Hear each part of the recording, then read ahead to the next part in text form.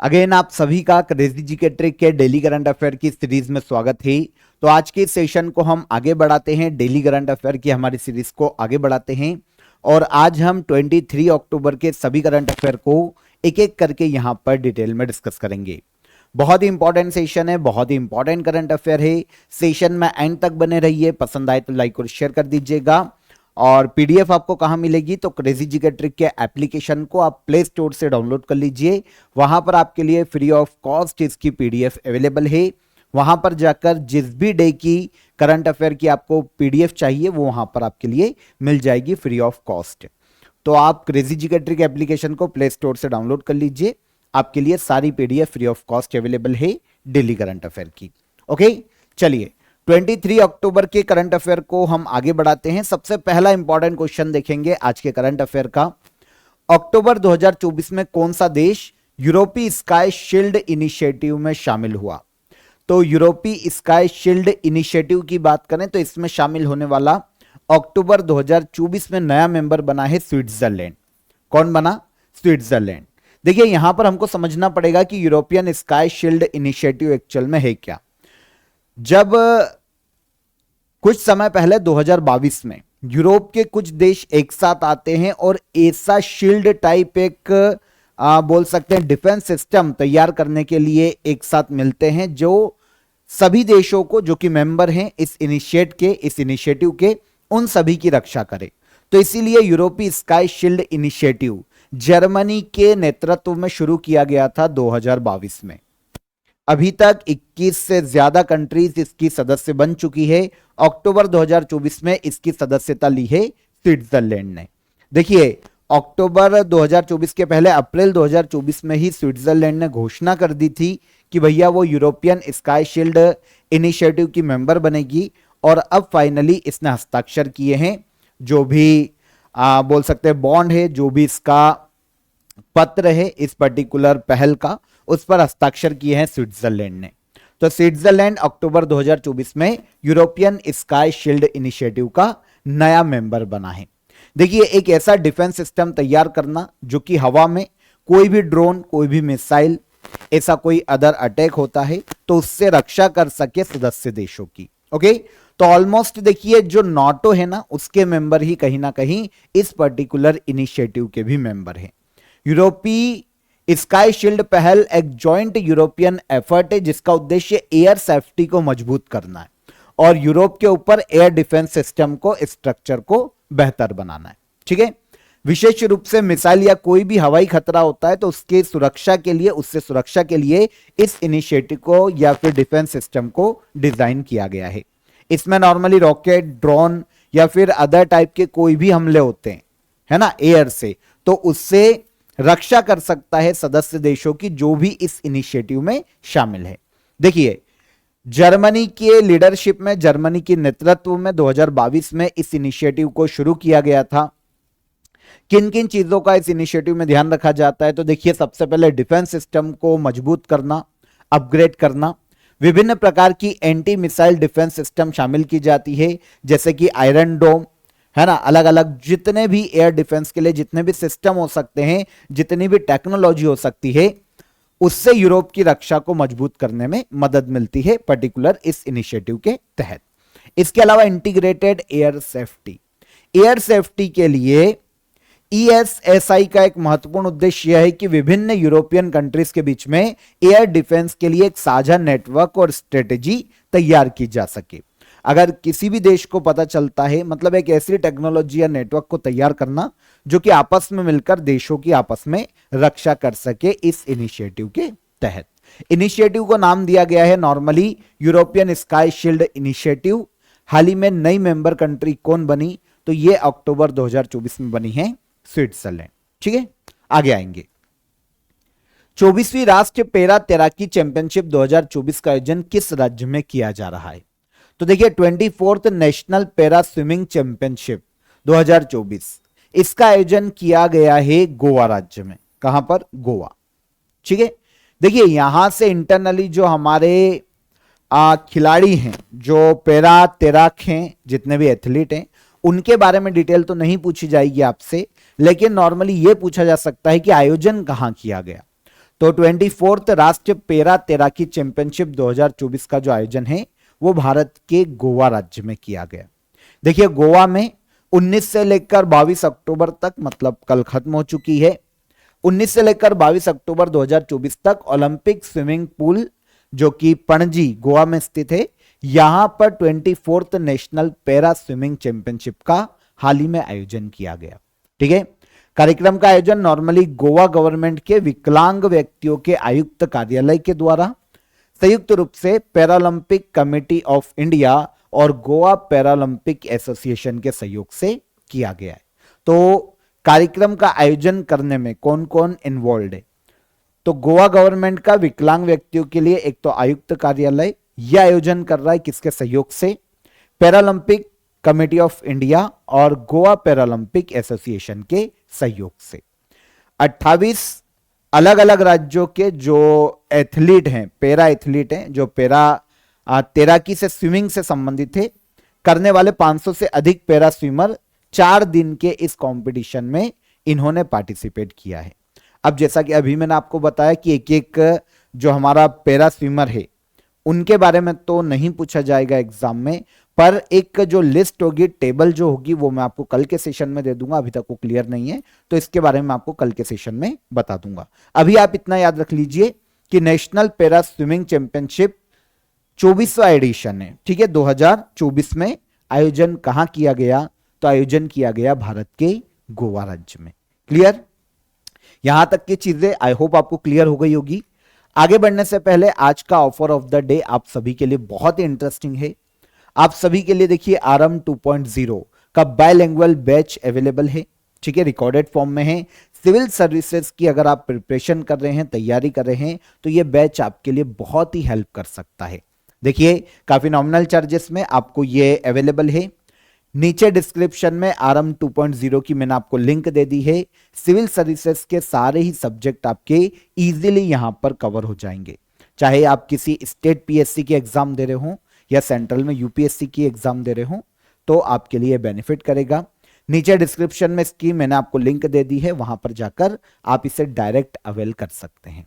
ठीक है, और अगर कोई भी आपकी क्वेरी है तो नीचे आपको हेल्पलाइन नंबर दिया गया है, कॉल कर लीजिए, आपकी क्वेरी रिजॉल्व हो जाएगी। ठीक है, चलिए आगे आ जाएं। एक और इंटरेस्टिंग क्वेश्चन, कल हमने एक तूफान पढ़ा था, अगर आपको याद हो तो, है ना? उसी तरीके से हाल ही में आए तूफान ऑस्कर से कौन सा देश प्रभावित हुआ है? तो ऑस्कर की बात करें, हाल ही में एक तूफान आया है। ठीक है, इससे प्रभावित होने वाला देश है क्यूबा। कौन प्रभावित हुआ? क्यूबा, ऑस्कर से।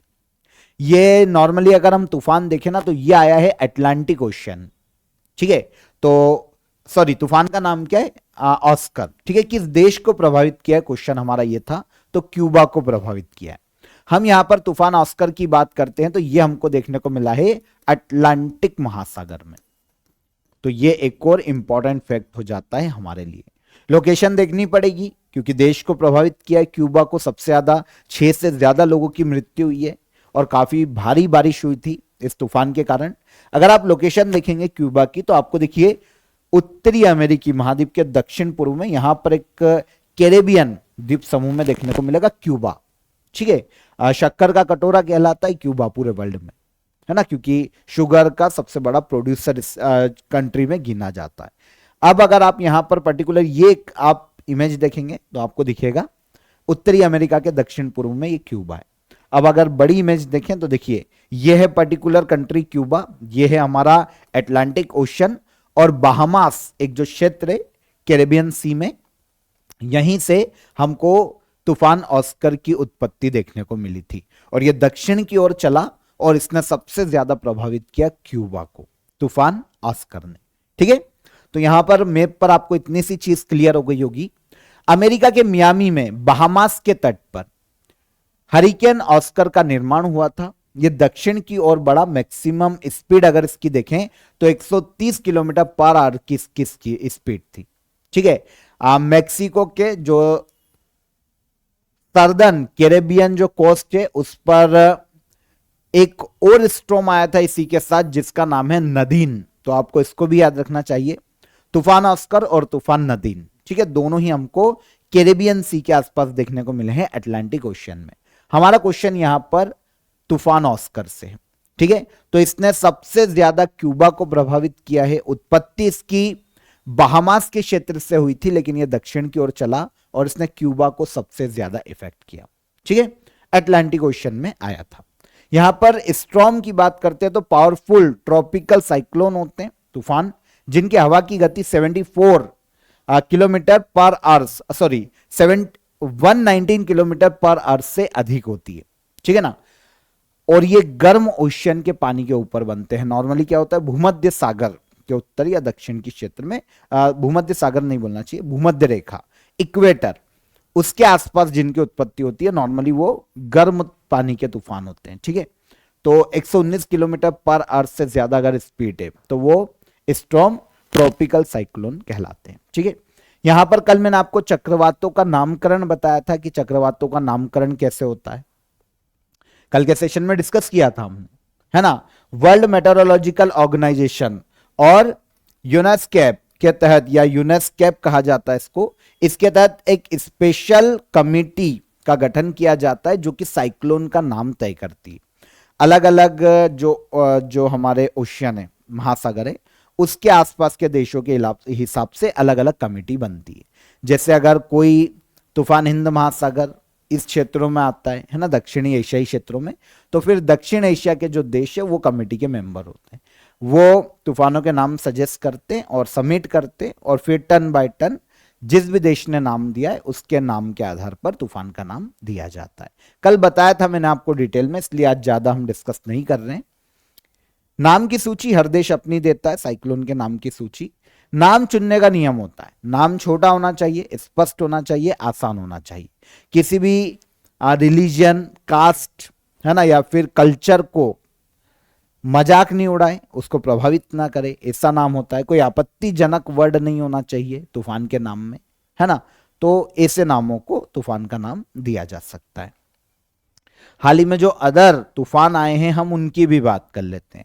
तो एक तो तूफान मिल्टन, हमने बात की थी, अटलांटिक ओशियन में देखने को मिला है, उत्तरी अमेरिका में। तूफान बोरिस आया था, मध्य और पूर्वी यूरोप में देखने को मिला था। टाइफून यागी प्रशांत महासागर में देखने को मिला था, वियतनाम, चीन ये प्रभावित हुए थे। चक्रवात असना की बात करें तो यह अरब सागर में आया था, नामकरण पाकिस्तान ने किया है। तूफान हेलेन की बात करें तो यह अटलांटिक महासागर में देखने को मिला है, उत्तरी अमेरिका महाद्वीप में। ठीक है, तो इन तूफानों को भी एक बार याद रखिएगा, इंपॉर्टेंट है।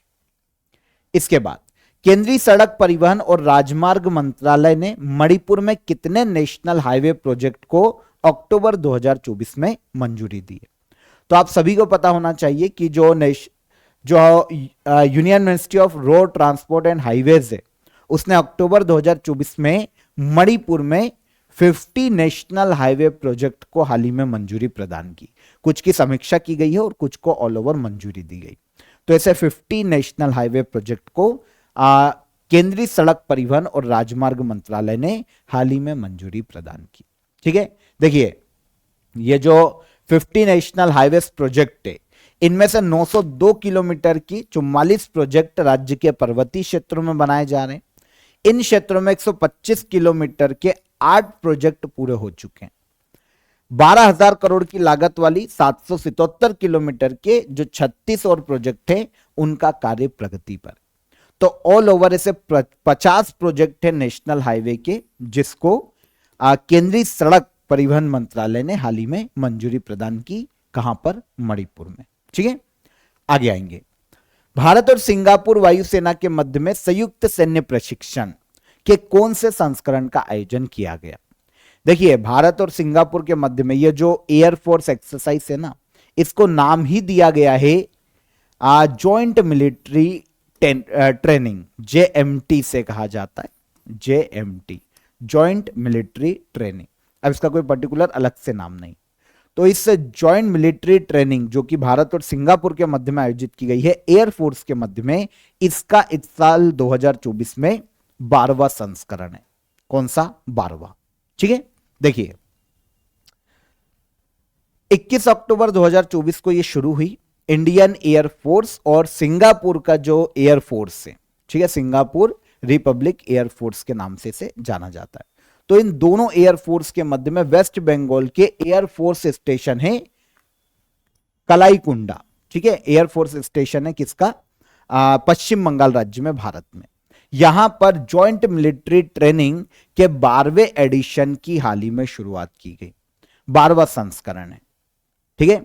वैसे 2 फेज में इसका आयोजन किया जा रहा है। जो पहला फेज हो रहा है उसमें क्या किया जा रहा है कि दोनों वायुसेनाएं सेपरेट ट्रेनिंग ले रही है, एक्सरसाइज कर रही है, युद्धाभ्यास कर रही है। और जो दूसरा फेज होगा 13 से लेकर 21 नवंबर 2024 तक होगा, इसमें दोनों जॉइंट ट्रेनिंग करने वाली है, दोनों देशों की एयरफोर्स। तो इंडिया और सिंगापुर के मध्य में आयोजित किया जा रहा है, ठीक है ना, जॉइंट मिलिट्री ट्रेनिंग के नाम से। इस साल इसका ये 12वां संस्करण है 2024 में। 2 फेज इसलिए आयोजित किए गए हैं ताकि दोनों देशों के मध्य में युद्ध की तैयारी में तेजी ला सके मिलकर, और दोनों वायुसेनाओं के बीच में जो टेक्नोलॉजी है, जो एक दूसरे की युद्ध की जो रणनीति है, उसका आदान प्रदान किया जा सके। तो जॉइंट मिलिट्री ट्रेनिंग, ठीक है। आयोजन पश्चिम बंगाल का एयरफोर्स स्टेशन है कलाईकुंडा, ठीक है ना, यहां पर इसका आयोजन किया गया है। अब यहां पर देखिए एक और चीज हमको पता होना चाहिए, हम कौन कौन पार्टिसिपेट कर रहा है ये छोड़ सकते हैं, लेकिन आपको यह पता होना चाहिए कि इंडिया और सिंगापुर के मध्य में अदर एक्सरसाइज कौन कौन सी आयोजित की जाती है मिलिट्री के मध्य में या सशस्त्र बलों के मध्य में, ठीक है। लेकिन जो जेएमटी की हमने बात की है, ज्वाइंट मिलिट्री ट्रेनिंग, उसमें भारत की ओर से पश्चिम बंगाल में Rafale, Mirage 2000, ITI, Sukhoi 30 MKI, Tejas, MiG-29 और जगुआर एयरक्राफ्ट, इन सभी ने भाग लिया है, ठीक है ना। तो इनको भी हमको याद रखना है, वैसे नहीं भी रखेंगे तो चल जाएगा, क्योंकि नॉर्मली जितनी भी एक्सरसाइज होती है अगर वायुसेना की होगी तो इनमें से ही कोई पार्टिसिपेट करेगा, है ना। अब इंडिया और सिंगापुर के मध्य में जो अदर एक्सरसाइज होती है, अगर हम उनकी बात करते हैं तो एक सिम्बेक्स हमको याद रखना चाहिए, नेवल एक्सरसाइजेज इंडिया और सिंगापुर के मध्य में, नेवल एक्सरसाइज 1994 में शुरू हुई थी। और दोनों देशों की आर्मी के मध्य में बोल्ड कुरुक्षेत्र नाम की एक मिलिट्री एक्सरसाइज भी आयोजित की जाती है। तो जेएमटी एयरफोर्स एक्सरसाइज इंडिया और Singapore, SIMBEX naval exercise India और सिंगापुर, और bold Kurukshetra army exercise India और सिंगापुर, ठीक है। आगे बढ़िए। हाल ही में चर्चा में रहे भारत के खिलाड़ी दक्षिणेश्वर सुरेश किस खेल से संबंधित है? तो अगर हम दक्षिणेश्वर सुरेश की बात करें तो ये टेनिस प्लेयर हैं भारत के। अभी सुर्खियों में क्यों हैं?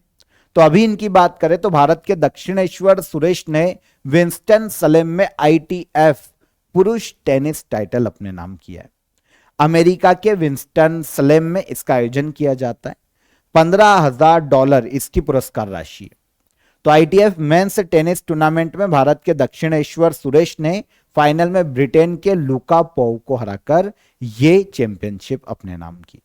और 24 वर्षीय दक्षिणेश्वर का यह पहला पेशेवर खिताब है उनके जीवन में। तो दक्षिणेश्वर सुरेश की बात करें किस खेल से संबंधित है, क्वेश्चन हमारा यह था, तो यह संबंधित है टेनिस से, है ना। आगे बढ़िए।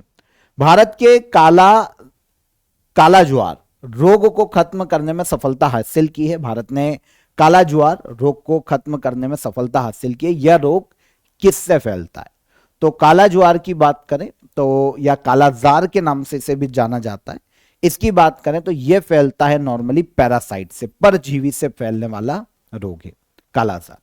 अभी हम इसकी बात क्यों कर रहे हैं? तो देखिए, भारत सार्वजनिक स्वास्थ्य समस्या के रूप में जो कालाजार जो बीमारी है उसको समाप्त करने की अपनी दहलीज पर पहुंच गया है, क्योंकि WHO के अकॉर्डिंग अगर लगातार 2 साल तक 10,000 में से एक से भी कम मामला अगर कालाजार का दर्ज किया जाता है, एक से भी कम, तो ऐसे केस में उस देश को कालाजार जो बीमारी है उससे मुक्त घोषित किया जा सकता है। और पिछले 2 साल में भारत में 10,000 लोगों पर एक से भी कम कालाजार डिसीज के मामले दर्ज किए गए। अब इंडिया ने अप्लाई किया है, WHO में अप्लाई करने वाला है कि भैया हमको कालाजार जो डिसीज है उससे मुक्त घोषित किया जाए, ठीक है ना। अब अगर हम इस डिसीज की बात करते तो पैरासाइट परजीवी या प्रोटोजोआ पैरासाइट के कारण फैलता है, परजीवी से फैलने वाली बीमारी है ना। इसे विसरल लिशमेनियोसिस के नाम से भी पुकारा जाता है। कहीं कहीं ब्लैक फीवर कहा जाता है, कहीं कहीं से दमदम रोग के नाम से जाना जाता है। काला ज्वारी नॉर्मली अलग अलग इसके प्रकार होते हैं, तो बॉडी के अलग अलग ऑर्गन को ये इफेक्ट करता है। जैसे इंटेस्टाइन को भी इफेक्ट करता है इसका एक रूप, त्वचा को भी इफेक्ट करता है, तो ऑल ओवर इसे कालाजार के नाम से ही जाना जाता है। ठीक है, यह नॉर्मली जो प्रोटोजोआ पैरासाइट है उसके कारण होने वाली एक घातक बीमारी है ना। अगर टाइम पर इलाज नहीं मिलता है तो जो पेशेंट है उसकी डेथ भी हो सकती है ना। यह रोग लेशमेनिया डोनोवॉनी नामक एक परजीवी के द्वारा होता है और नॉर्मली इसका वाहक सैंड फ्लाई है, जो रेत की मक्खियां होती है ना, वो काला ज्वार की नॉर्मली वाहक मानी जाती है। ठीक है, तो इंडिया में इस डिसीज के मामले बहुत कम हो गए हैं। 10,000 में एक से भी कम मामला पिछले 2 साल से दर्ज किया जा रहा है। नॉर्मली अफ्रीका, एशिया, लैटिन अमेरिकी जो देश है वहां पर इस बीमारी का प्रकोप देखने को मिलता है। और इंडिया की बात करते हैं तो इंडिया में बिहार और झारखंड राज्य में ही इस बीमारी के 90% हमें मामले दर्ज किए जाते हैं। अब तो काफी कम हो गए, पर सबसे ज्यादा यहीं दर्ज किए जाते थे, बिहार और झारखंड। ऑब्वियसली बात है, अगर स्वच्छता रखोगे, अगर क्लीन रहेगी चीजें, तो ऐसी बीमारियां, मलेरिया, ये नहीं फैलते। ठीक है ना। तो एक कालाजार डिसीज है जिससे अब इंडिया मुक्त होने वाला है। WHO में हम अप्लाई करेंगे और बहुत ही जल्दी हमें समाप्ति की ओर कदम उठाने के लिए उनकी तरफ से क्लेरिफिकेशन दे दिया जाएगा। चलिए, अनुसूचित जातियों का उपवर्गीकरण लागू करने वाला देश का पहला राज्य कौन सा? अनुसूचित जाति, आपको पता है अगस्त 2024 में सुप्रीम कोर्ट का एक वर्डिक्ट आया था कि भाई SC ST में भी जो बहुत पिछड़े हैं, जिनको सरकारी सेवाओं का लाभ नहीं मिल पा रहा है, सरकारी योजनाओं का लाभ नहीं मिल पा रहा है, उनमें भी सब कोटा डिक्लेयर किया जाना चाहिए। मतलब वो जो आरक्षण है उसमें भी एक सब कोटा दिया जाए उन लोगों को जिनके पास सरकारी नौकरी या फिर सरकारी योजनाओं का लाभ नहीं पहुंच पा रहा है। तो इस तरीके से अनुसूचित जातियों और जनजातियों में उपवर्गीकरण होना चाहिए, सब कोटा होना चाहिए, यह सुप्रीम कोर्ट ने कहा था। अब हाल ही में अनुसूचित जातियों का उपवर्गीकरण लागू करने वाला देश का पहला राज्य बना है हरियाणा। आपको पता है हरियाणा में नायब सिंह सैनी ने शपथ ली है। उसके बाद जो कैबिनेट की मीटिंग हुई उसमें सबसे पहली घोषणा उन्होंने यही की है कि तत्काल प्रभाव से हरियाणा में सब कोटा लागू किया जाएगा अनुसूचित जाति समुदाय में। अनुसूचित जाति का जो 20% आरक्षण है, देखिए 2 कैटेगरी डिवाइड कर दी। जो 20% आरक्षण है उसमें से 50-50 दोनों कैटेगरी में इसे बांट दिया जाएगा। कितना? 50-50। ठीक है ना। तो सब कोटा वर्गीकृत कर दिया गया है। अब जो बहुत पिछड़े हैं, उद्देश्य क्या है? तो हरियाणा के इस फैसले का उद्देश्य कि वंचित अनुसूचित जातियों, ठीक है ना, को रोजगार के क्षेत्रों में जिनका कम प्रतिनिधित्व है उन्हें भी प्रतिनिधित्व मिले, गवर्नमेंट स्कीम्स का लाभ मिले, वो मुख्य उद्देश्य है इस सब कोटा को लागू किए जाने का। सुप्रीम कोर्ट ने ही बोला था। तो प्रत्येक उप समूह को सरकारी नौकरियों के लिए निर्धारित जो 20% SC कोटा है उसमें से 50% दिया जाएगा।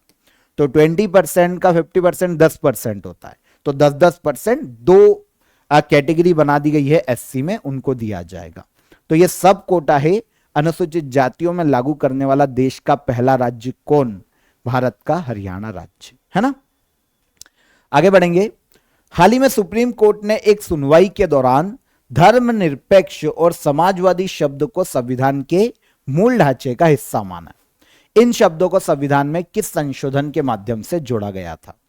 तो देखिए, कुछ पिटीशन गई थी सुप्रीम कोर्ट, जिसमें सुब्रमण्यम स्वामी बहुत ही फेमस नेता है, उन्होंने भी पिटीशन डाली थी सुप्रीम कोर्ट में यह कह के कि भारतीय संविधान में जो संविधान संशोधन हुआ था 42वां संविधान संशोधन 1976, इसके तहत जो समाजवादी और धर्मनिरपेक्ष वर्ड जोड़े गए हैं एक्चुअल में वो संविधान के मूल ढांचे में नहीं आते और उन्हें जबरदस्ती जोड़ा गया था क्योंकि मूल संविधान में इनका कोई उल्लेख नहीं।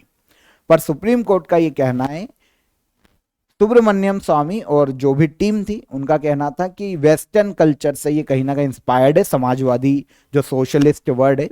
और देखिए, सोशलिस्ट वर्ड का मतलब है कि भाई सभी एक समान है। तो जो पिटिशनर थे उनका कहना था कि भाई सभी एक समान कैसे हो सकते हैं, वेस्टर्न देशों में सभी एक समान है, ठीक है, तो उनके लिए सोशलिस्ट ठीक है, लेकिन इंडिया में अलग अलग मजहब है, पंथ है, धर्म है, और लोग भी गरीब अमीर और अलग अलग क्लास के, तो इनमें समाजवाद की धारणा एक जैसी नहीं हो सकती। तब सुप्रीम कोर्ट की बेंच ने बोला कि भैया आप समाजवाद को उस तरीके से क्यों देख रहे हैं जैसा वेस्टर्न देशों में, आप इंडियन के प्रोस्पेक्ट से देखें।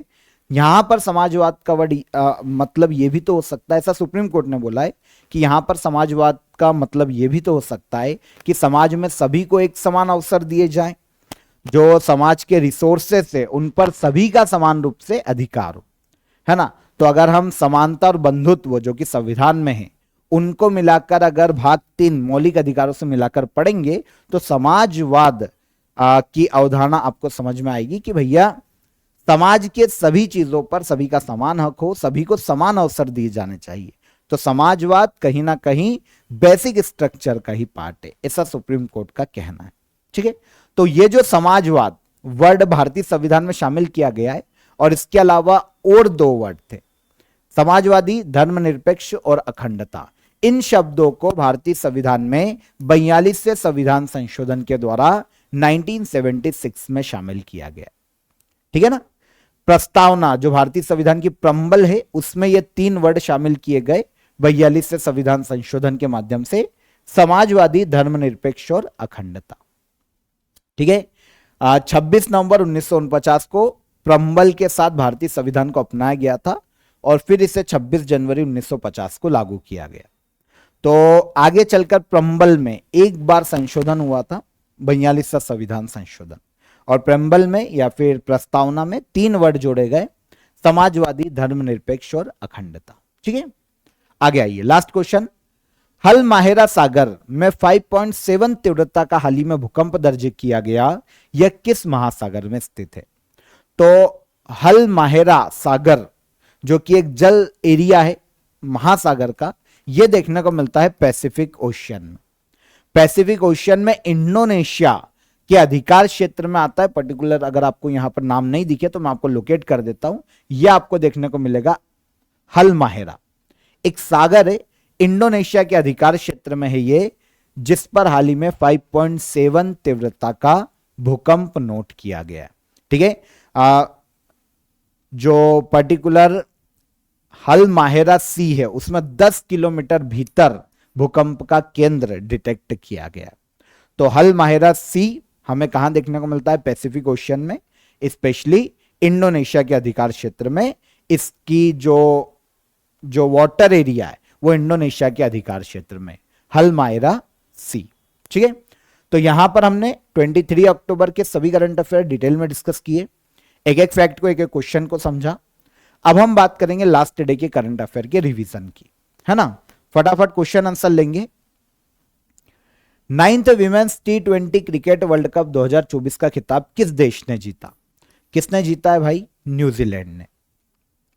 किस देश में बंगाल की खाड़ी में उठे चक्रवाती तूफान दाना का नामकरण किया है? तो यह किया है सऊदी अरब ने। नौसैन्य अभ्यास नसीम अल बहर भारत और किस देश के मध्य आयोजित किया जाता है? तो इंडिया और ओमान। अक्टूबर 2024 में किसने इंडोनेशिया के प्रेसिडेंट के रूप में शपथ ली? तो यह है प्राबोवो सुबियांतो। निम्न में से किसके द्वारा अक्टूबर 2024 में ई श्रम वन स्टॉप सॉल्यूशन लॉन्च किया गया? तो इसे लॉन्च किया है union labour and employment minister Mansukh Mandaviya ने, है ना।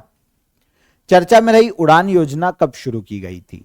तो उड़ान योजना को शुरू किया गया था 21 अक्टूबर 2016 में। उड़ान योजना। हर साल पुलिस स्मृति दिवस कब मनाया जाता है? तो यह मनाया जाता है 21 अक्टूबर को। आईपीएस अजय कुमार सिंह को किस राज्य का डीजीपी नियुक्त किया गया? तो यह डीजीपी नियुक्त किए गए झारखंड राज्य के। निम्न में से किसे इंडियन चेंबर्स ऑफ कॉमर्स का अध्यक्ष नियुक्त किया गया? तो यह अध्यक्ष बने हैं अभ्युदय जिंदल, है ना, इंडियन चेंबर्स ऑफ कॉमर्स के अध्यक्ष। लास्ट क्या था? हाल ही में प्रधानमंत्री नरेंद्र मोदी ने किस राज्य में अंबिकापुर एयरपोर्ट का इनॉग्रेशन किया? तो यह एयरपोर्ट है भारत के छत्तीसगढ़ राज्य में। ये सारे क्वेश्चन लास्ट सेशन में हमने डिटेल में समझे थे, एमसीक्यूज में हमने रिवाइज कर लिए। अब आपके लिए आज के क्वेश्चन ऑफ द डे का आंसर ले लेते हैं जो कल मैंने आपको दिए थे। विश्व की कौन सी नदी मकर रेखा को 2 बार काटती है? तो लिम्पोपो, अफ्रीका महाद्वीप के दक्षिण में बहने वाली लिम्पोपो नदी ट्रॉपिक ऑफ कैप्रिकॉर्न को 2 बार काटती है। ग्रेट विक्टोरिया डेजर्ट देखने को मिलता है ऑस्ट्रेलिया महाद्वीप में।